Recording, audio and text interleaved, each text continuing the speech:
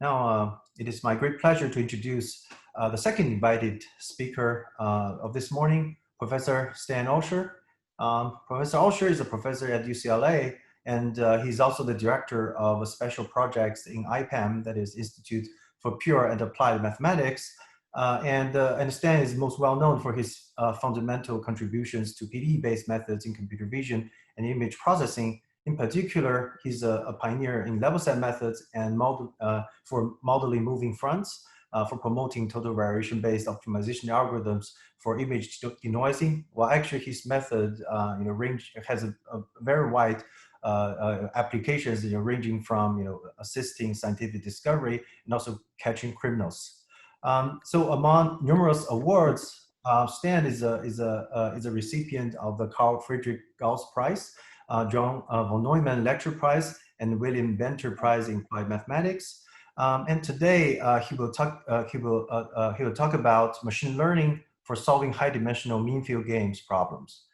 Okay, thank you, Ben. It's nice to talk to all these great people.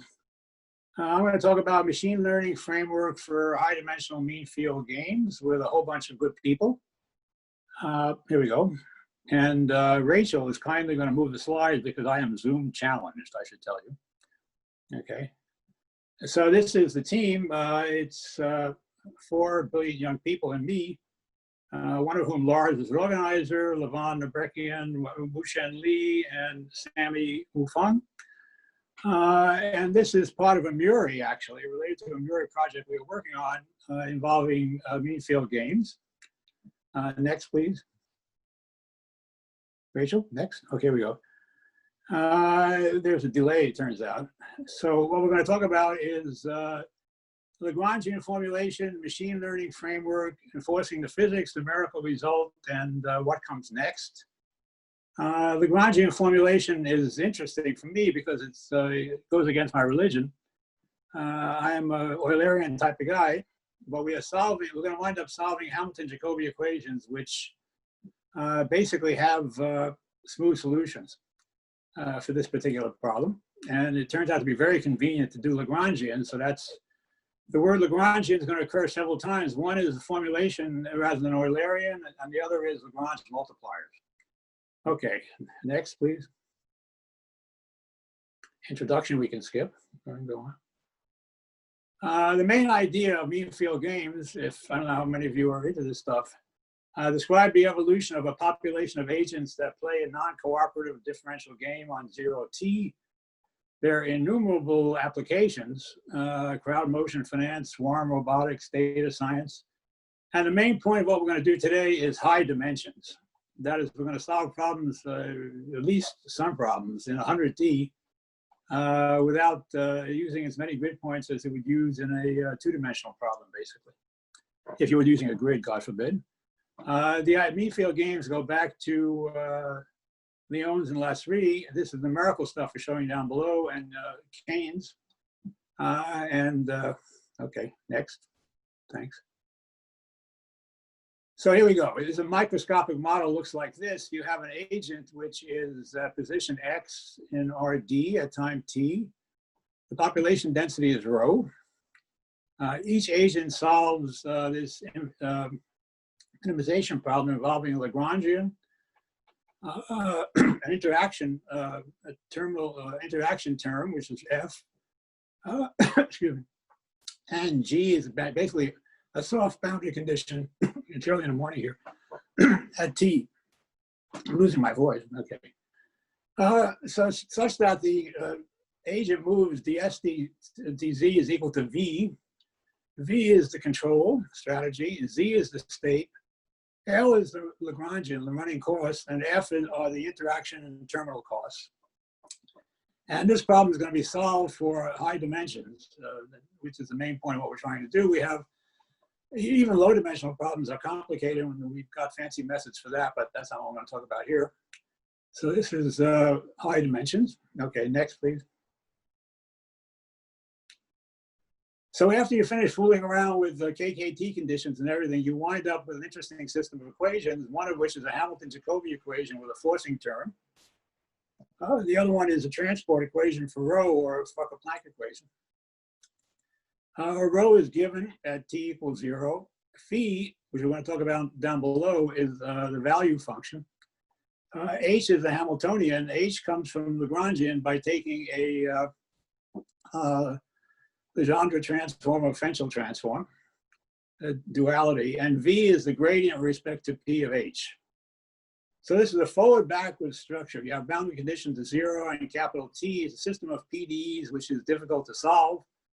There has been a lot of work on that, some work on it actually, but they're usually slow in high dimensions, or even in 2 or 3 dimensions.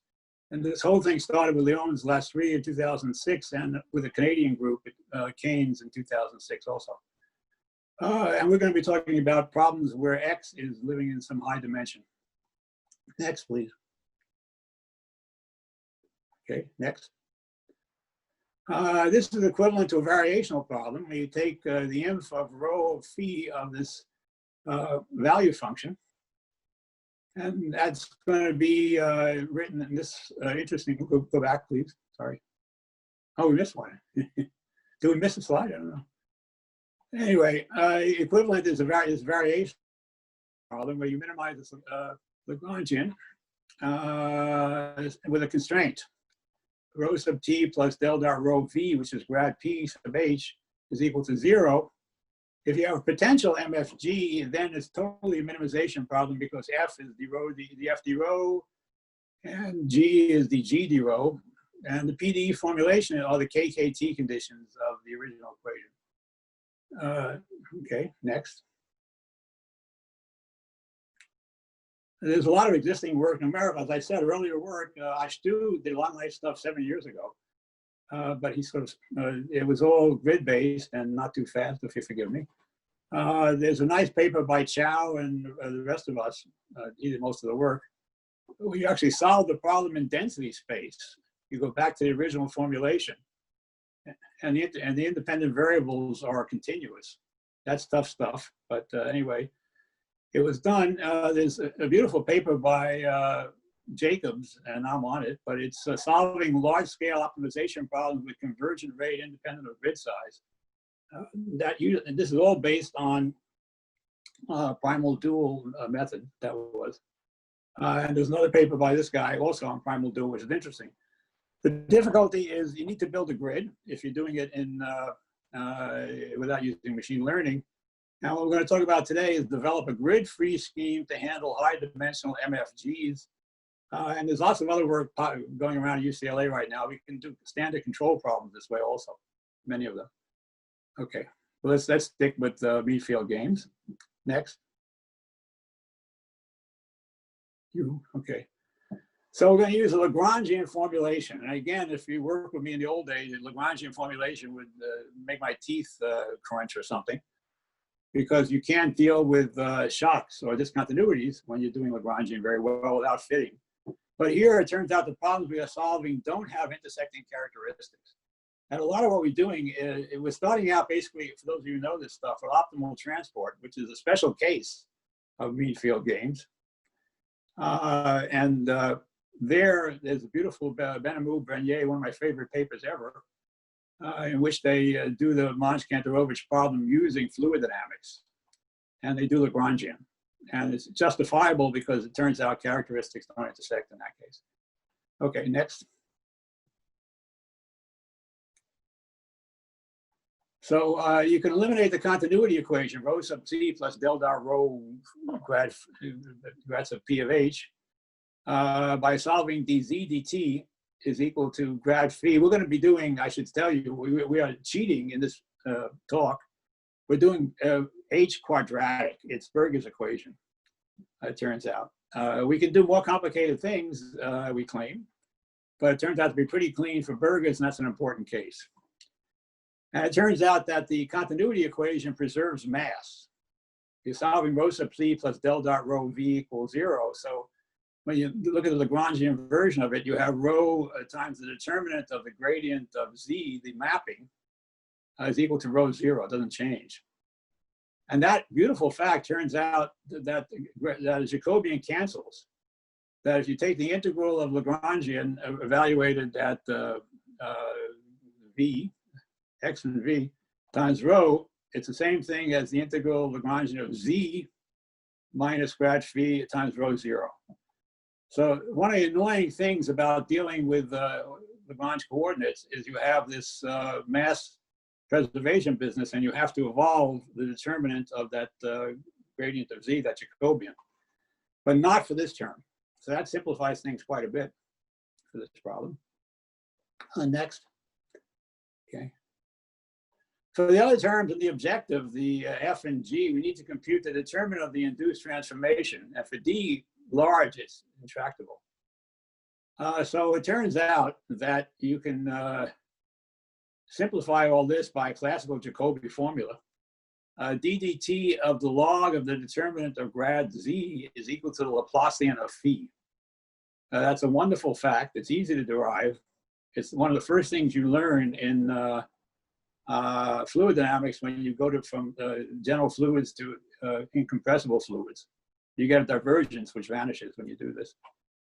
Okay, so we're going to use this fact. Next. So in order to solve this problem, we accumulate the running costs incurred by the agents as follows. dc dt is equal to grad phi, that's given. The LDT is Laplacian, we just figured that out. So this ODE is going to be solved. Everything is 0 initially, except z. C sub L is what we're trying to measure. One of the things we're trying to measure, the CDL is equal to this Lagrangian, and the CDF, C sub F is equal to F. This is the evolution and optimization problem we are solving. So we're interested in high dimensional problems, and we're going to use Monte Carlo, minimizing this expectation of CL plus CF plus G. We can solve each of these independently. So in principle, it can be done parallel. We haven't done it. But there are issues. How do you deal with gradient and Laplacian? So next. So now we come to the machine learning framework where we're going to solve this problem, which we just set up with a little bit of extra work, which I will tell you in a minute. So we're going to use a machine learning framework to solve this. And we're going to cheat. The neural network parameterization we use is special, tailored towards burgers, so that STA plus A transpose S is very convenient. And then the linear term is, of course, nice. And everything is, this is a neural net. You choose a neural net, and that's up to you. S is equal to X comma T is a feature, and it's a learning problem. Minimize over theta, which includes those variables up above, W, theta, A, C, and B. You can replace that expectation by taking random samples, and you can write it as minimum of 1 over n of that sum. So that's the optimization we are doing. Okay, next. Okay, so using our architecture, you can actually, we're going to use n to be a ResNet. And n of s theta n is um, and then you go backwards this way. Okay. And the required ingredients to do this, the only thing that makes it a little bit hard is computing gradient and Laplacian when you do this. But once again, you saved a lot because of the Lagrangian formulation. Okay, next. So the gradient of potential is given by that expression 6, and you get that by back propagation in a conventional way. There's sigma. Okay, next. The Laplacian of potential is a little bit of a hassle. You get that by taking the trace of the Hessian plus the other easy term. The trace of the first layer of the Hessian can be computed by this formula using the Hadamard product. And then you continue with the remaining rows in reverse order to get everything you need. Okay. Next, I think. So here's some advantages of all this. The trace is computed in one forward pass, where Jacobian matrices are updated and overwritten. Each layer, the cost of obtaining Jacobian is O of m squared d. M layers, for capital M layers of total cost of trace computation is O m squared d times m. Use deep instead of wide networks. It turns out automatic differentiation is at least as expensive as doing it the way we suggest here. Okay, next. So here are some examples. You have, and this is, how many dimensions are we in? Let me see. I think it's high dimensions. Now this is optimal transport. So this is the problem we are solving without the F interaction term. Optimal transport is more or less a special case of mean field gain. So you have, on the left, you have initial density and target density. On the right is what happens when you push forward and pull back, and it's not very good. And sorry, in the center. And on the extreme right, you can see what's going wrong. We are basically solving Berger's equation, which has constant slope characteristics. And we're not getting that, and that's screwing things up. So how do we do to fix that? Okay, next. First of all, in the last step, it only took 2 Runge-Kutta steps to solve the ODE. So if we use 8, it's better, but the characteristics are still bending, and it's extra expense. If you push forward and pull back, it looks a little bit better, but it should, the guy in the center should look like the guy on the left, and it's not quite there. So what's the fix for this? Enforcing the physics, you know, which is a pretentious statement of saying something very simple. I will show you in a minute. Next slide. Okay. We add a penalty that enforces the Hamilton-Jacobi-Bellman equations. I've seen this in other people's papers, including Karniadakis and company. So we're using this very simple idea. We minimize the error in the PDE, multiplied by rho, of course, and the error in the boundary condition at t. So this is a new term which we add. It's a very, very simple term. It goes against my, I don't know, aesthetics to just add the equation and minimize the error. And this is, in fact, the L1 error. I mean, the multiplied by rho. And that makes a big, big difference. Okay. Next. So now if we do this 2D optimal transport example, once again, the back and forth is on the left. And then comes the center, and we are doing it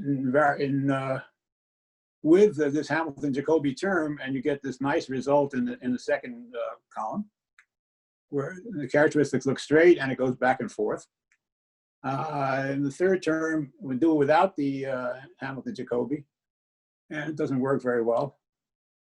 And with the Hamilton-Jacobi and the 8 steps of Runge-Kutta, it works pretty well indeed for this high dimensional problem. Okay, next. Next, okay. Some more numerical results. Okay, optimal transport for different dimensions. On the left, once again, you have the correct data. When you want to take this stuff and go back and forth. This is various dimensions. So the second column is 2 dimensions, and it looks, to my mind, pretty good. Middle is 10 dimensions. The fourth column is 50 dimensions, and 6th column is 80 dimensions. Obviously, you cannot visualize a high dimensional thing. We have something, we're taking a slice of a high dimensional result and comparing. Okay. Okay, so that's next. Almost finished, going too fast. This is the growth in runtime across dimensions. So n is the number of points. So for 100 dimensions, we need 36,000 points, which is roughly what you would need in 2 dimensions. for reasonable three dimension, maybe for reasonable calculation. The minimization of L, you can see, is pretty good in all dimensions. Same for G and same for the error, and the time is not too unreasonable. I think I'm almost finished. Okay, next. This is something interesting. BFGS converges faster and reduces the Hamiltonian Jacobi, the HJB penalty more substantially than down. And you can see that from the blue versus the red. That's comparing optimization algorithms. And now we get to something which is a little more realistic. This is crowd motion. So this is a real problem with a real object in the middle, and where the density changes and the characteristics spread. And you can see that for various dimensions, the results look pretty good. It looks almost reversible. The characteristics are nice and clean, and they curve the way they're supposed to. So this thing seems to be working quite well and scales well. Next. That's it, would you believe? So we have developed, well, too fast, a framework that transforms MFGs into novel types of machine learning program problems. Neural networks take advantage of the MFG theory, easier to train. We have this paper in PNAS, and there's lots of things to do. We want to solve more realistic MFGs. We cheated by using burgers, and that enabled us to cut a lot of corners. But we think it works in general. Solve more realistic MFGs and develop better network architectures, and that's what's coming next, and that's probably my talk. Thank you. I think that's it. Next. Okay. Thanks, Stan, for the great talk. I think we start to see questions coming. The first question is, how is the viscosity solution enforced in this framework? Very good question. There's no problem. It's a reasonable question, and my life used to revolve around this question. But here, we are solving problems where it turns out the characteristics don't intersect. So it's not an issue. That is, you have a smooth solution, so it's automatically a viscosity solution. There are other ways of solving this problem, or related problems, one of which is a beautiful paper by some of my students and postdocs called APAC, where you actually use a more Eulerian framework, and it still works, and it's also related to GANs. I recommend that paper. Well, we can talk about it offline. Okay, anyway, here there's no issue, because we are dealing with smooth stuff. It's just the nature of the problem. The differential equation has, for this particular kind of setup, has no characteristics that intersect. Okay. Okay. Another question is, are there high spatial dimensional examples?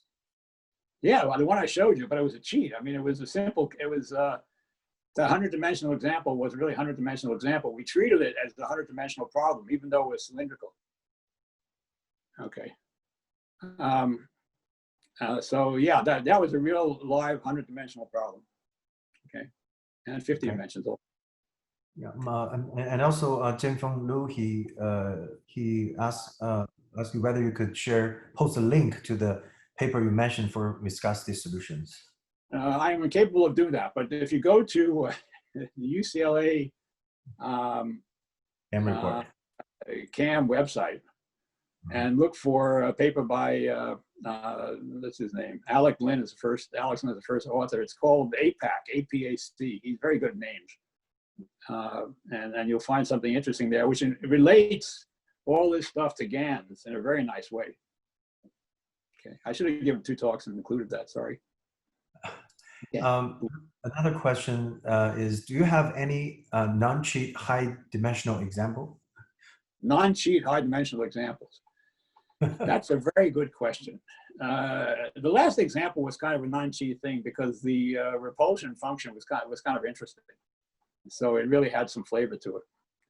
You know, but for example, we do optimal transport problems instantaneously. And the only thing different between them and this is the interaction terms. And, so we're going to work on non-cheap problems. Our problem is we have a Murray to do this. For high dimensional, here's Lars, who actually did the work. Yeah. Okay, yeah. So he just sent a nice, interesting link for something else. Yeah, it's for high dimensional OT. Okay, another question is the convergence of SGD significantly harder in these kind of problems compared with, say, regression? Lars, what do you think? I don't know. Very hard to generalize this statement. So in the paper, we made very good experiences with just using a BFGS in what we would call a sample average approximation regime. So many samples and large batches, and then using BFGS. I think Adam and other variants are still good to explore. I mean, Adagrad, I mean, this room is full of people who've done tremendous work in stochastic approximation schemes that we haven't fully explored. And the thing I will stress, though, is you do want to have a high accuracy here. And that is the reason for us to use BFGS, because you want to enforce the constraints very well, and you want to fit all the other terms. Also, we should mention that you forced us to take our two-dimensional result and compare it with a good grid-based method. And we won in terms of accuracy, which I still can't believe. I mean, we have no theory. When as soon as we start doing this stuff, we lose convexity. So we have no guarantee this thing works. But I don't think it'd be impossible to prove something, actually. Given what we've done, and but it was remarkable that the accuracy we got in in 2 dimensions was for our problem. Our method was better than the accuracy we got in a good method for grid-based, and we use, of course, many fewer points. Okay. Okay. Here's I think it's a more general question. Can you give a feeling of the scope of machine learning methods can help solve high-dimensional PDEs, any high-dimensional PDEs? That's a very good question. I mean, I sat through George's talk, and I've got to think about all this. I've got to think deeply about all this. As somebody said, I mean, if you were going to do entropy inequality, or when you're solving nonlinear PDEs, there's lots of crazy stuff going on there, and each one is different. So you have to put the physics in an intelligent way, and the answer is I don't know. But things related to control theory, I think, are going to get wiped out by this stuff, in my opinion. Except, of course, in control theory, they want rigor. They don't want airplanes to crash into each other. And that's an issue we have to deal with. But things which look like optimal transport generalizations, control theory, what I just talked about, are built for this kind of approach, in my opinion.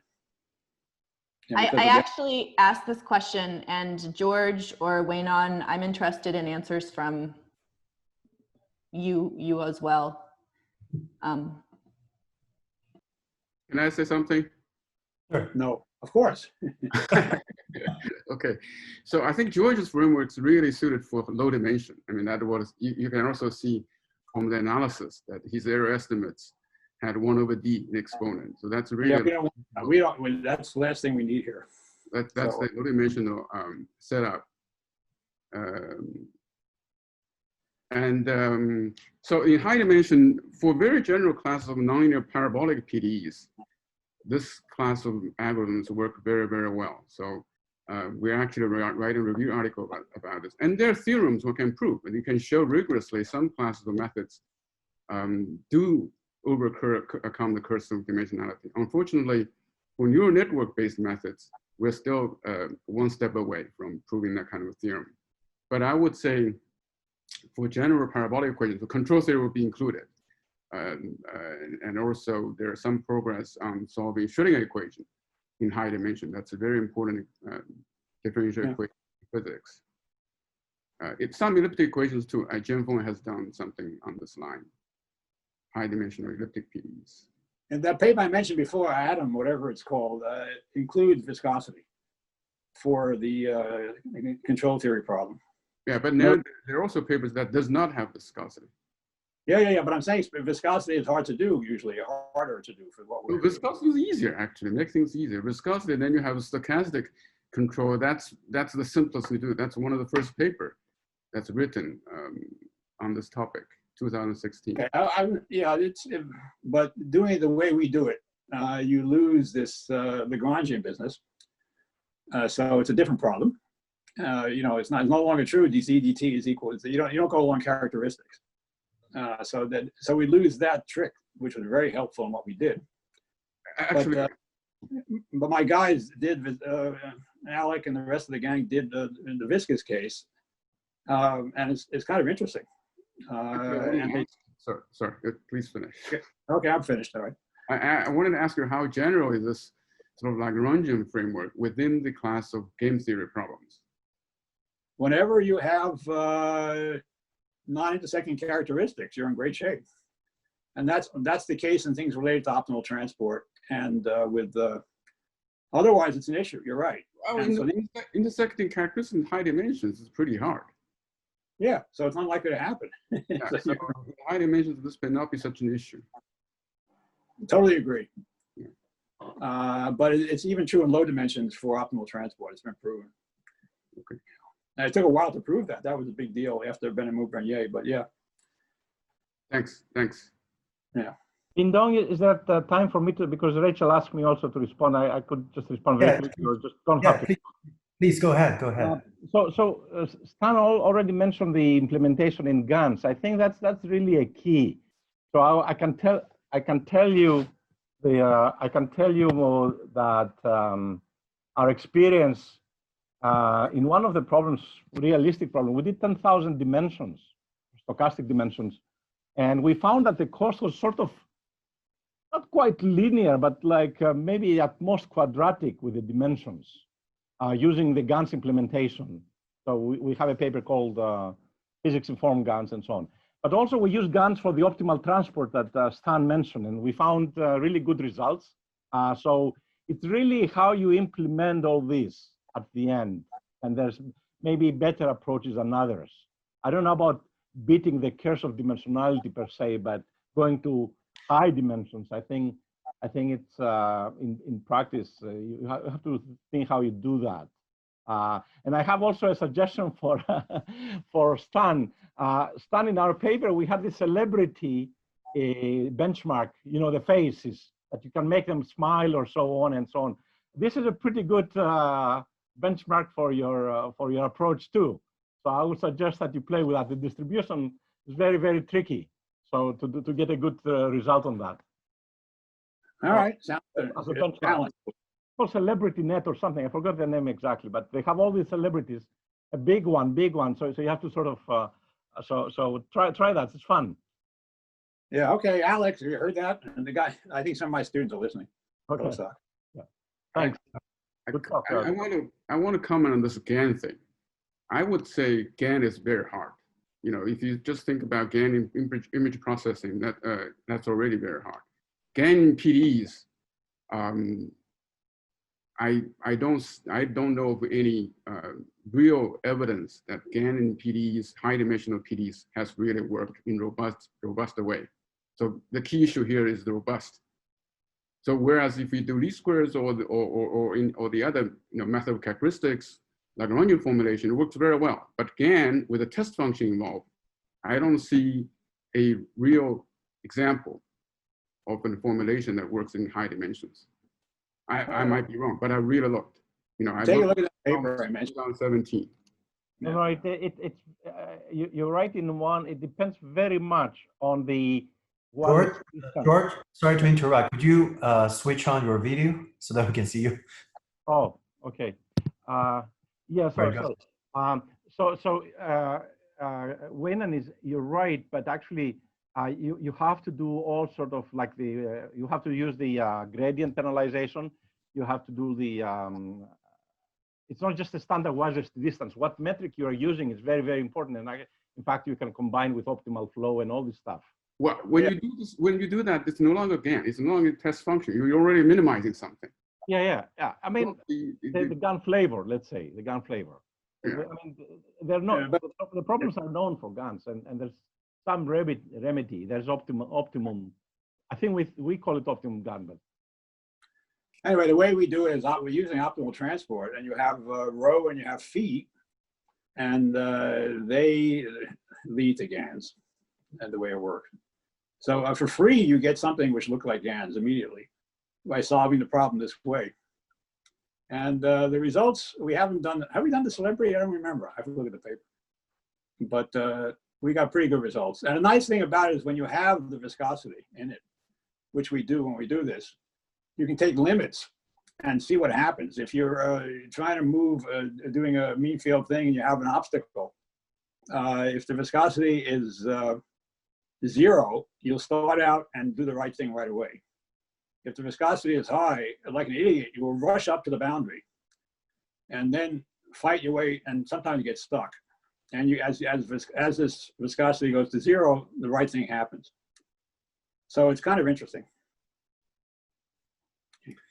Okay, while you guys are discussing, we have more questions coming from Q&A, so let me read out some of them. When you put in the physics constraint in the loss, why in L1, but not least squares as in the previous talk? What? Oh, for the, yeah. It worked. And it made sense. I mean, if you can do it, why not? It's a more accurate representation. So, you know, it's not that hard to implement, and the results were good. But, you know, the jury's still out, but it worked quite well. Okay, all right. I like it. Yeah, I know you like that one.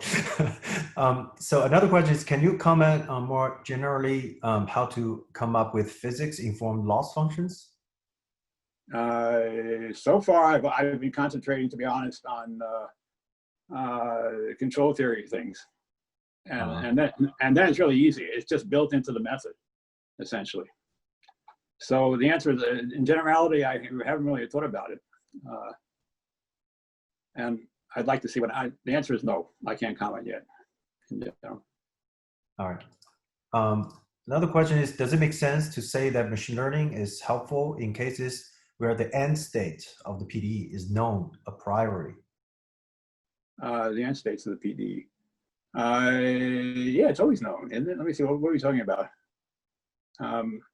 What problem, what, I'm not quite sure what he means. Here, this is, there are two boundary conditions at 0 and t for these mean field gain problems. So the end, well, one of them is a soft boundary condition. So the end states are known in that case. And you enforce one of them exactly, and the other one you do by a penalty. So yes, it works in that case. Okay. I have another question that is quite long. In the context of mean field gain, viscosity solutions are not always the appropriate framework because the forcing term in the HJB is a priori unbounded. For potential games, the appropriate notion of a solution is the variational solution, which is what we recover by minimizing the global energy. In case of smooth solutions and other settings where viscosity solutions are appropriate, the two notions agree. A good reference for the potential mean field gain, the person gave a reference for that. Yeah, that's probably true. I mean, but it doesn't affect what we did because once again, we're doing no intersecting characteristics, smooth solutions. Okay. But yeah, he's right, and it's an interesting and difficult topic of what the right answer is under those circumstances. Okay. I think Winan just commented. I would say not necessary. Initial value problems are okay too. Oh yeah, of course. I think that's follow up. Okay. All right. Are there any more questions? For the panelists, if you have questions, you can just unmute yourself and ask away. Well, let me ask one question. Could you give us some a hint on how to design, the neural network that is not burgers? That's not burgers. It's not specific for burgers because you said that you designed that. The middle part. I think it's the middle part. The middle term is because of your shooting for burgers. Do you have any? So that's a very interesting question. That's my answer. This is under discussion as we speak. It gets more complicated. Okay, I mean, a lot of the tricks we used were special to burgers. I see. Just for example, knowing that straight lines are the right, characteristics is very helpful. I see. So, yeah, so it's, I mean, you can do lots of non-Burgers problems if you don't worry too much about the interaction terms, but then it gets really complicated. Do you think transfer learning may help over there? Maybe. I mean, so far the choice of the neural net was a little bit cheating with this A transpose, with A plus A transpose business, but it was very helpful. Okay. Yeah. Oh, Lars want to add something. Yeah, please go ahead. So I think your question about the choice of the architecture is actually giving a really good discussion between the theory and the practice. So in theory, any neural network in there, as we know by now, should work. But in practice, adding this quadratic term actually usually simplifies the training, because some of the neural networks, as we know, have a hard time, for example, expressing an identity mapping or a quadratic mapping also. So in some sense, you don't have to have this part, but your training problem may become more difficult. And that was kind of also one part of the logic that we brought in this prior knowledge from the PDE in there. So it's kind of like adding a proximal term when you're doing top optimization to make it easier. You devil, yeah, it's a little bit like that actually. Yeah. The effect of it is different. I don't know, it's a little different. I mean, things like the Jacobian behaving as well as it does, and stuff like that is special to the problem we looked at. Mm-hmm. Mm-hmm.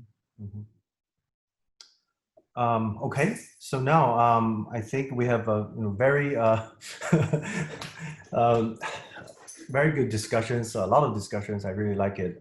So now, Stan, thank you again for the wonderful talk.